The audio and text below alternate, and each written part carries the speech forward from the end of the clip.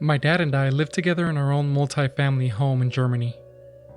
My dad has a serious lung condition. His lungs produce and trap an excessive amount of mucus. The trapped amount is huge and keeps his lungs from working correctly. It's pretty normal that he has to be picked up by an ambulance every 2 to 3 weeks when he is unable to breathe anymore. Last week, that time of the month had arrived once again when he was unable to breathe. I called in an ambulance as quickly as possible and he was brought to the closest hospital. This was all pretty normal for me because this had happened at least 10 times within the last 6 months. I went to bed after he got picked up on a Tuesday. When I went to work the next morning, I received a text from him saying that he had to stay for at least 2 more days. Wednesday evening, I got home from work and played a match of Rogue Company when someone suddenly rang the doorbell. I thought it was unusual since we never had unannounced visitors. I walked to the door and was about to press the door buzzer to open the main door when I thought I heard more than one voice directly in front of my door. I remember thinking that someone had gotten past the main door. Weird, I thought to myself. I asked in German, "Hello? Who is it?" There was a silence for 3 seconds.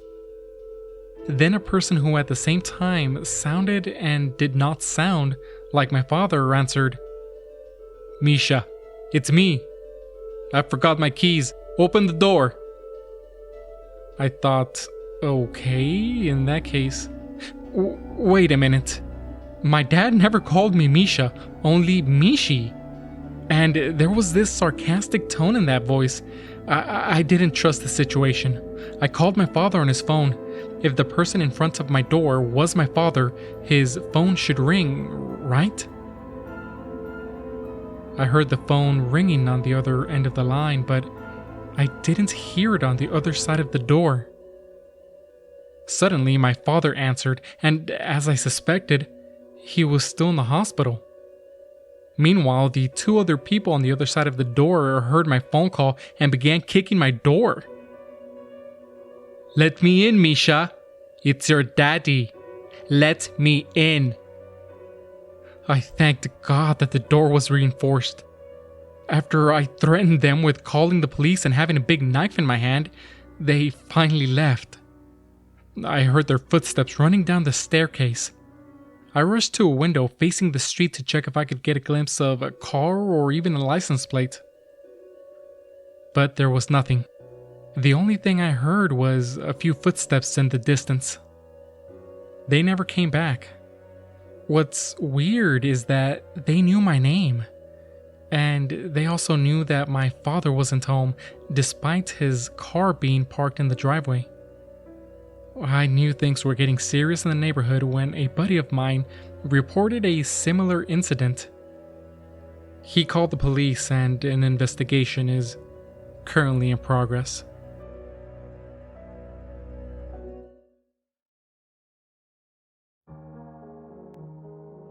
In 2017, in my last semester of high school, some friends and I decided to skip the pep rally for the girls' varsity basketball team making the playoffs for the first time. My last period of the day was theater tech. I was just taking it as a fine arts credit, and 2 friends of mine in the grade below me were in that class with me.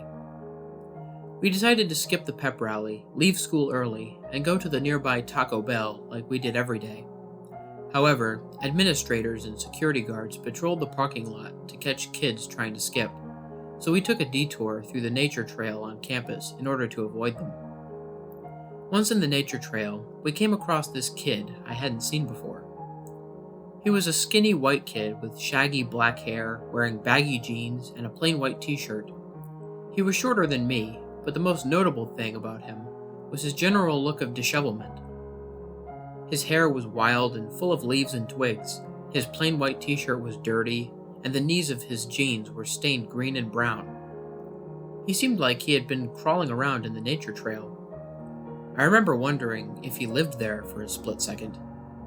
When we came upon him, we were walking in one direction, parallel to the school, into the back of the parking lot, and he was coming directly toward us. I knew the nature trail well enough to know that there was a bend that led deep into the woods, and I figured he'd come from there. He was out of breath, and he looked scared. My two friends said hi to him.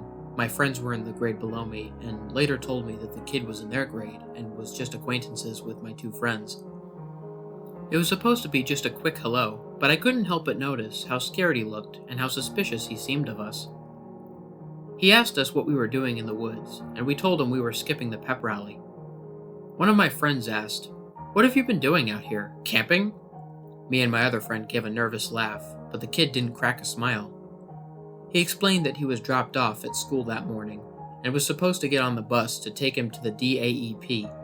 DAEP was the alternative school that kids who got suspended from school went to. His plain outfit started to make sense now. It was the infamous uniform of the alternative school. He then explained that he didn't want to go to the alternative school, so when his mom dropped him off, he pretended like he would wait for the bus and then hid in the nature trail the full 8 hours of the school day. He was acting really skittish, and without even looking at each other or speaking to each of my friends, I could feel that something wasn't right and that we were in some kind of danger. The kid looked around nervously often, as if seeing if someone might have followed us, or if we were alone in the woods. We hit him with a, "All right, man, well, good luck. We're going to try to get to our cars and go home before the pep rally ends." When he heard the word cars, he perked up. He started walking with us toward the parking lot, continuing to talk. He becomes a lot more friendly and asks if we can give him a ride home. We give him some half-baked excuse why we couldn't. We didn't expect him to ask that. I never met him and my friends barely knew him, but he doesn't take no for an answer. He tells us that people were going to start looking for him pretty soon and that he was going to be in a lot of trouble. We tell him that he'd probably be fine hiding there that deep in the nature trail, but he tells us, "Nah, man, you don't understand. I broke into a car at the fellowship." He pointed in the direction of the megachurch that had a parking lot that backed up to my school. "I took this," he said, and from his waistband, he pulled out a handgun. I felt sick to my stomach. I had never seen a gun in real life. At this point, I really felt in danger. Not just because he had produced a gun. I had never really been scared of them. More so that the entire interaction felt uneasy, and that the guy was already unsettling and desperate. One of my friends very cautiously tells him that he should probably just ditch it and take off somewhere, and he just stood there, staring at us for an uncomfortable amount of time. His eyes were meeting each of ours. I broke the silence by saying that we wouldn't tell anyone, but that we really had to go before the pep rally ended. And my other stupid friend, who had been virtually silent the entire time, spoke up and said, "Yeah, and it's best we're not around if they start looking for you for that," gesturing to the handgun. His eyes narrowed, and once more, he asked if one of us could take him home. This time, it felt more like a command. I've never been a super brave person, but in that moment, I don't know why, I just blurted out, "Nah, man, I'm good." Again, there was an uncomfortable silence. Then he asked, "Before you leave, do you guys want to see something?" My first friend was kind of a hothead, and although he was uncomfortable with the situation, he was not afraid of conflict, nor was I. My other friend, however, was not a fan of conflict and always would de-escalate first. We all looked at each other, and me and my first friend kind of had an unspoken understanding like, if this is going to happen, if we have to run or fight, we might have to do it now. My other friend was very visibly afraid. He asked, "What do you want to show us?" Before the kid can answer, my first friend said, "We don't want to see. We have to go." My first friend started briskly walking past the kid, and me and the other friend quickly followed. Within a few steps, we just started sprinting towards the parking lot. I looked back once we were about 50 steps away. He was still standing there, watching us run. He had put the gun back in his waistband before taking a small adjacent trail back deeper into the woods. By the time we made it to the parking lot, there were police everywhere. We were sweating, out of breath, and terrified. They found the kid in the next 10 minutes. Somehow, in the chaos, nobody saw us exit the nature trail and into the parking lot, but since there were so many cops in the parking lot, we decided to just head back inside through another side door, only to find that the door was locked. That's when an administrator found us, brought us inside, and shoved us into a classroom where we were able to talk with others and find out what was going on. This is what we could piece together from what we learned. Turns out, that kid had skipped DAEP, hid in the nature trail, broke into a car at the church, and stole a semi-automatic shotgun and a handgun from the car. After stealing the guns, he texted his girlfriend and told her that he was about to do something really terrible, and that when she saw his name on the news, she should turn off the TV. He told her explicitly that he was going to kill kids at school. She knew he was supposed to be in the DAEP and was so worried about the text that she contacted the police. DAEP went on lockdown until officers got a call from a guy at the church that 2 guns had been stolen from his car behind the school. And that's when they put 2 and 2 together and caught him hiding in the woods. I guess when he saw me and my 2 friends on the nature trail, he quickly hid the shotgun, but didn't have time to hide the pistol, or didn't care enough to hide it. So to recap, we accidentally met a kid with plans to shoot up the school while I was attempting to skip, and he showed me his gun.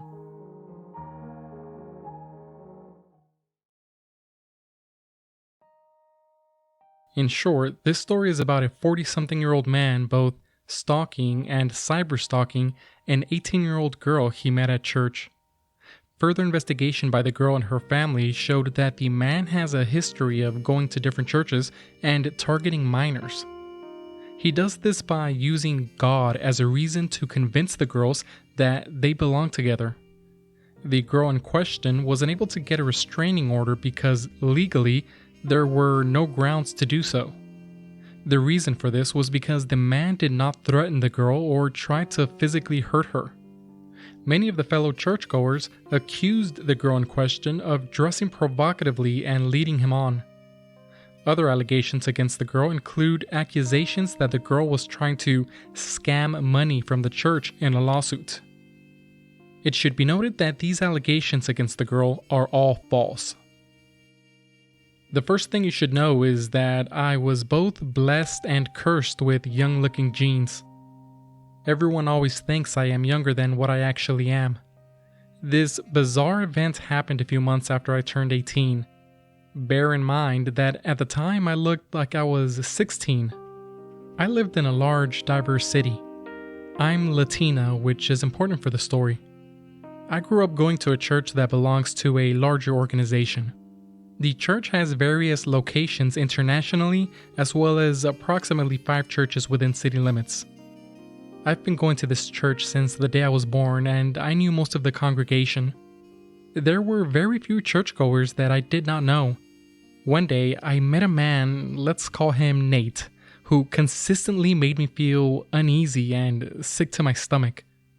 The church has a routine of forming a line after service ends, which allows members to all greet each other. I hated having to greet him.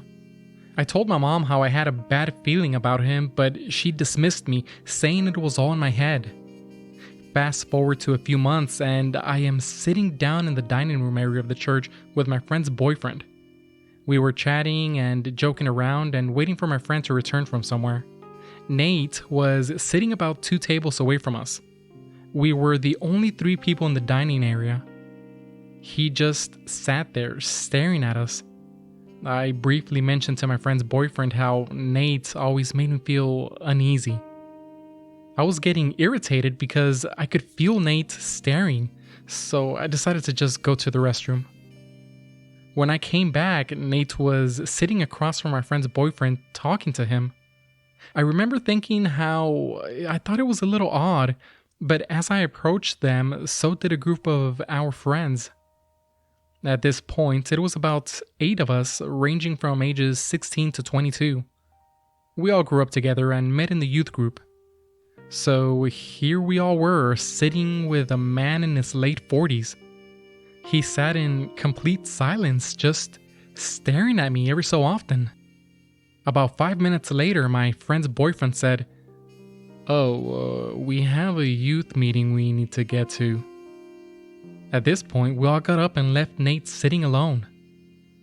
When we got to the meeting place in another part of the building, my friend's boyfriend pulled her and myself to the side and said, "Maybe I'm biased because of what you told me, but When you left to go use the restroom, he came over and started asking about you. He even asked if I was your boyfriend. He looked a little mad, but seemed to lighten up when I said I wasn't. At that moment, my friend informed us that when Nate first began coming to our church, he messaged her on Facebook. He kept sending her messages that he was lonely and just wanted to be friends. Coincidentally, that's when she started dating her boyfriend, at which point she changed her relationship status and the messages from Nate stopped.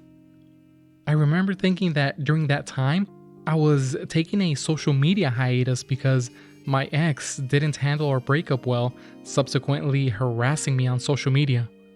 So once my friend told us what Nate had done, I decided to log into my Facebook, and just as I feared, there were hundreds of messages from Nate. Weirdly enough, he didn't use his real name on his account, which was a red flag. The messages started off normal enough with him talking about being friends. Then they devolved from there, with him getting verbally aggressive, accusing me of ignoring him. There were also messages of him getting angry because he saw me talking to my guy friends at church. I made the mistake of just blocking him and deleting the message thread. That was a big mistake. Always keep the evidence. I brought this all up to my parents, and they once again just blew me off. They said it was just cultural differences because Nate was from El Salvador, and apparently it's common to be overly affectionate with strangers in most Latin American countries. But a few days later, my parents did a complete 180. When Nate first started coming to church, he sat in the front row, and I, being a teenager, sat in the back row with my friends. Slowly, over the next few months, Nate began sitting one bench further back, until eventually he was sitting on the same bench as my friends and I. I don't know about you all, but in my church, women have to wear skirts and dresses during service. For church on Saturdays, there is a morning and afternoon service, and in between service, they have mini service and workshops for different age groups and genders. This particular Saturday, I wore a knee-length dress. A couple of friends sat between Nate and I was talking with my friends during afternoon service until it ended. Normally, when it ends, everyone kind of just hangs out and socializes. During this time period, my dad was working night shifts at a hospital, so he usually had to leave before the afternoon service ended. However, my mom usually liked to stay behind and socialize after the service ended. This Saturday, my mom basically herded our family to the car very quickly right after service ended. My friend, the one who had received the messages as well, was actually sleeping over at my place, so my dad had asked us to buy a couple of pizzas. He told us to meet him in the cafeteria of the hospital, which wasn't too far from the church. The cafeteria was empty because we got there at 8:30. We all ate and talked and joked around until my dad asked my grandmother to take my younger brothers outside to play giant chess just outside the cafeteria. Once they left, my dad apologized to me for never believing me. I was completely surprised because I had no idea what he was talking about. He went on to tell me that while at church, my mom had happened to look back because my parents sat in the bench in front of us and saw the way Nate had been looking at me hungrily during the morning service at church. She asked my dad to speak to him during the break. My dad has never really wanted to go into much detail about what exactly was spoken during their conversation, but he did tell me the conversation went as follows. "My wife and I have some concerns over your interest in our daughter," my dad said. "Let me stop you right there," Nate responded. "Your daughter and I are in a beautiful relationship. It's God's will for us to be together. You shouldn't try to stop God's will." "What is wrong with you?" my dad responded. "She's still just a kid.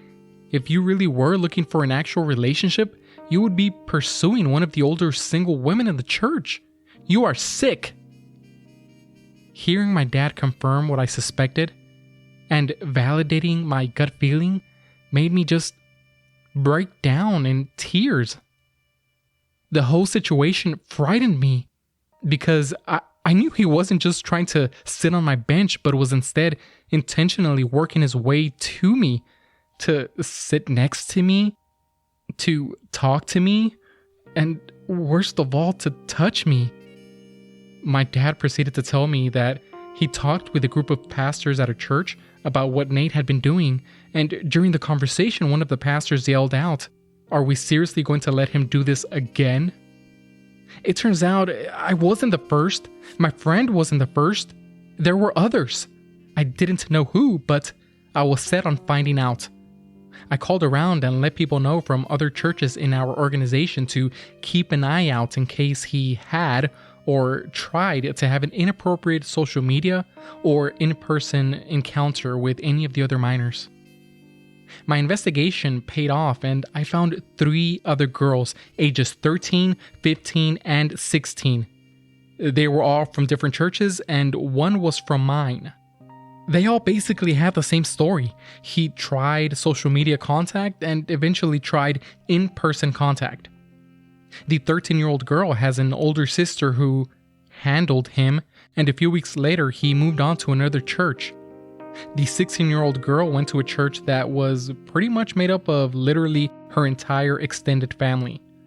Almost everyone was related. Apparently, a couple of her older cousins caught him doing and saying something incredibly inappropriate to her, at church of all places. And it's unclear if they threatened violence or actually beat him up. But I do know that the police was involved. Although only because of whatever the cousins did, not because of what was happening with the minor. This brings me back to the 15-year-old girl that went to church with me. He did this whole routine with her, but it got to the point that he actually got her number and was texting and calling her at all hours. Her brother stepped in and asked him to stop and apologized if his sister had led him on. Like, seriously? He genuinely blamed his sister for what happened. I remember being filled with so much rage when I learned about this.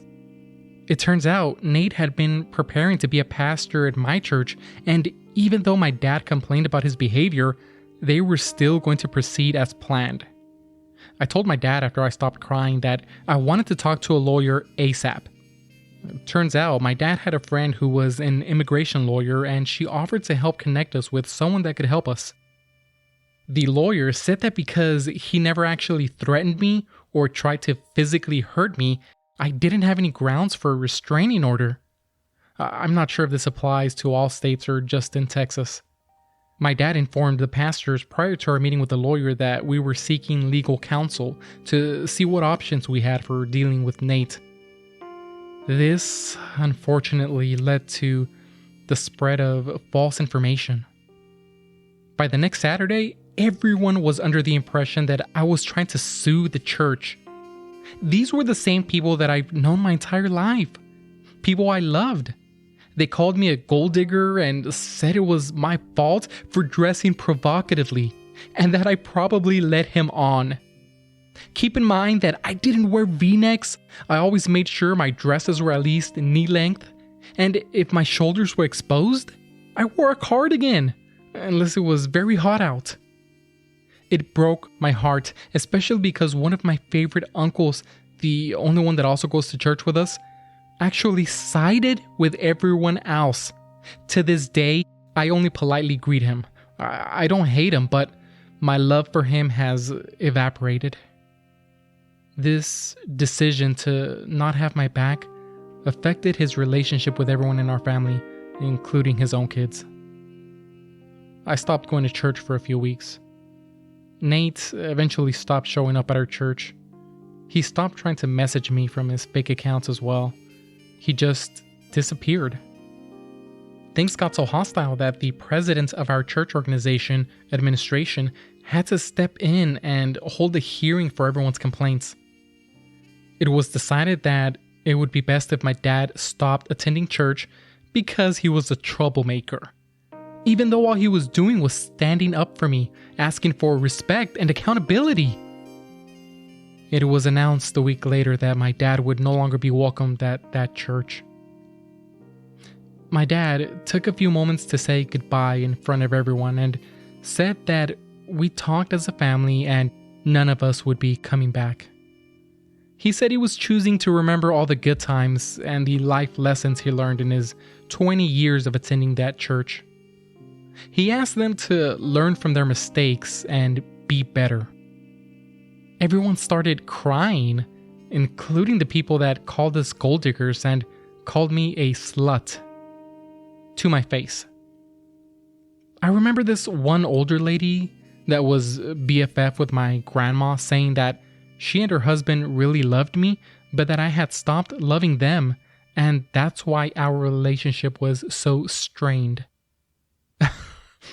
No, lady, it's the fact that you called me a slut, even though you were one of the people who would change my diapers when I was a baby. I apologize for the long post, but I still get so angry when I think about everything that happened and how it all just escalated. I also get mad at myself and at the system because I know Nate is still out there. Because even though he lost his interest in me, it doesn't change the fact that he will always be targeting underage girls.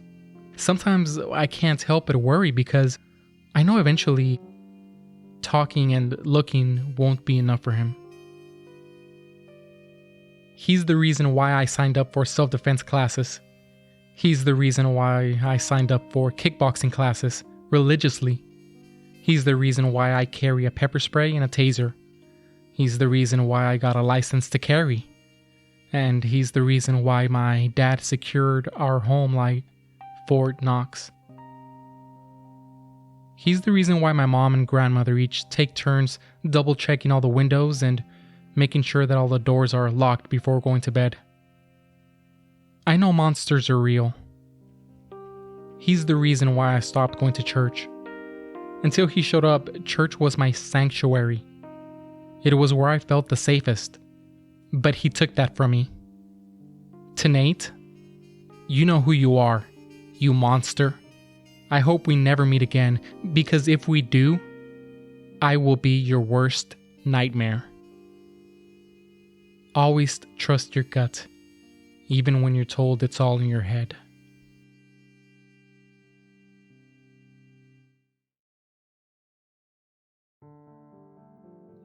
What's up, everybody? This is the Lone Wolf here. Thank you so much for listening. I hope you guys enjoyed these 3 stories. I want to give a big thank you to the Redditors who allowed me to read their stories in this video. There will be links to each individual Reddit post in the description below for those of you who want to read them yourself.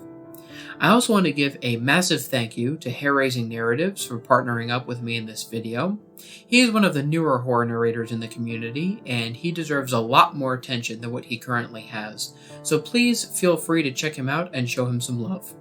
There will be a link to his channel in the description below, as well as an icon that will appear at the end of this closing. Anyways, if you're new to my channel, please consider liking, sharing, and subscribing if you enjoyed my narration. Turn on the bell for notifications and join the Lone Wolf Pack. If you guys want to send me a message or maybe a personal scary story that you want me to read, there will be a link to my email account and my Twitter account in the description below. There will also be links in the description for the music artists that I used, as well as the individual tracks that I used in case you're interested in the music. And last but not least, if any of you guys have any ideas or tips for me to make my channel even better, please leave me a comment or send me a personal message. Until next time, stay spooky. And remember, the hunt begins when the moon is full. See you soon.